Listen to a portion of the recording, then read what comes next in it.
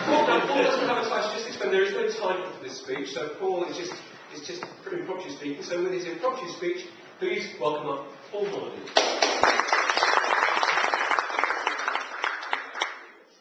Thank you, Gary, for that topic of chickens.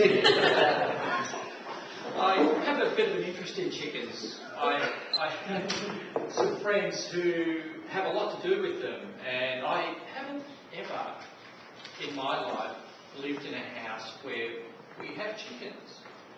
But a lot of people do. Is there anybody who doesn't have chickens in the backyard? Or neighbours who have chickens in the backyard? Roosters in the backyard? Tan, you have chickens? Yes. A rooster? Got 16 new chicks.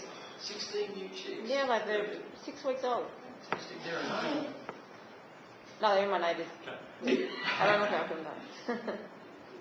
Chickens can be kept in the backyard. Roosters, not so much in the suburbs because they're not very popular with neighbours.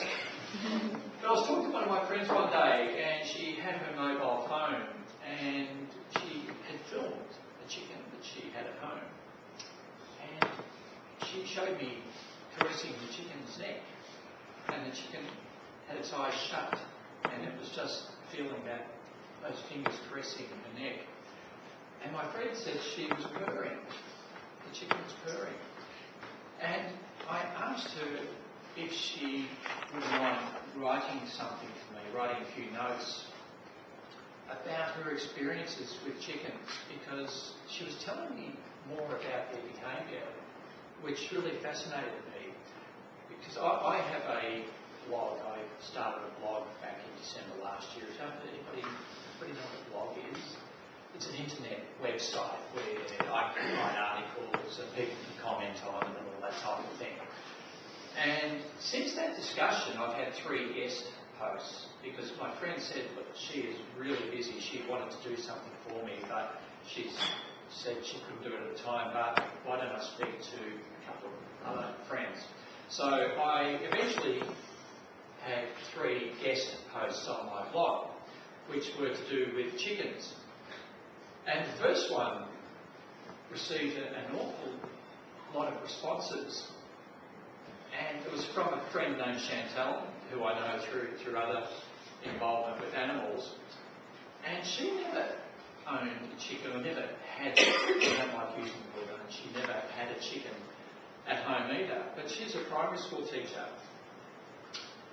And as part of the education system, something which I'm not keen on also is the idea of having chickens kept in school simply to show the children what they're like, how they grow up from a chick and grow into a bigger animal and lay eggs and all that type of thing.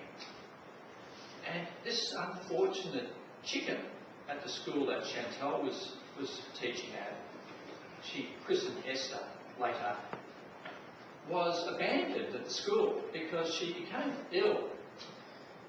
And none of the teachers or others were looking after her, and Chantal found the chicken in a room out the back, in a shed actually, in darkness, on her own. She'd been there for 3 or 4 days, unable to move, couldn't make a sound. So she took her at her own expense to a vet. She was in the vets for 3 or 4 days before she was ready to come home. And Chantal wrote an amazing story of Esther's recuperation. She kept her inside for about 3 months. Most of the time she was kept in the bathroom, and Chantal would come home from school each day, from work each day,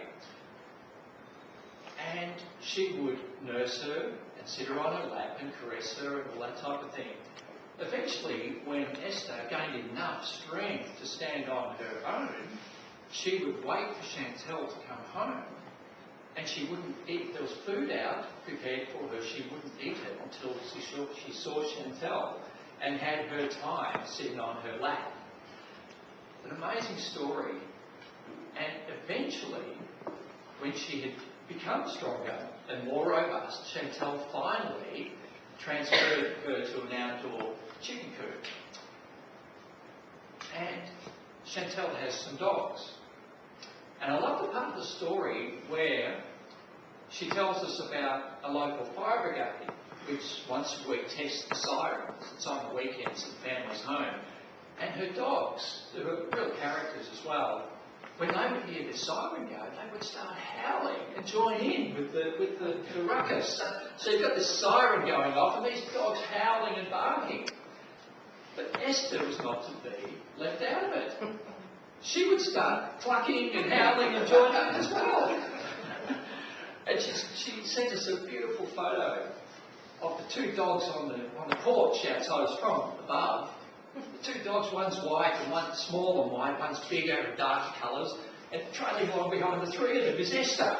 And I wrote the caption that just one of the crew, or maybe the ringleader.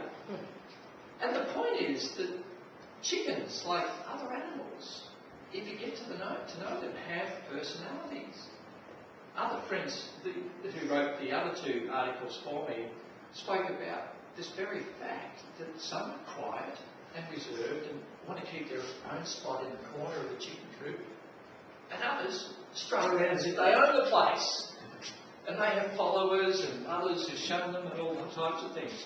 So it's a really interesting exercise, I think, in just recognising the wondrous nature, really, of the animals that are around us, and the fact that just because they're small, maybe with a beak, and they can't lick you, and, well, in fact, Esther did cuddle her and like the crest, but they don't do a lot of the things that dogs or cats might do, but they are unique animals, and they have their own characteristics and their own personalities. So one day, I hope to have a house which I can share with a few chickens in the backyard and get to know them day by